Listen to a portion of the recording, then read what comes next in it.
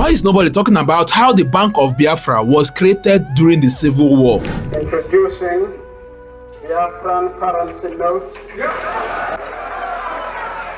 In 1967, the Bank of Biafra was created under the Decree No. 3 of 1967. The first currency created were the 5 shillings coins and the £1 notes. The Bank of Biafra was initially located in Enugu, but eventually moved to various destinations to avoid attacks from the federal troops. One Biafran pound as at then was worth 250 naira.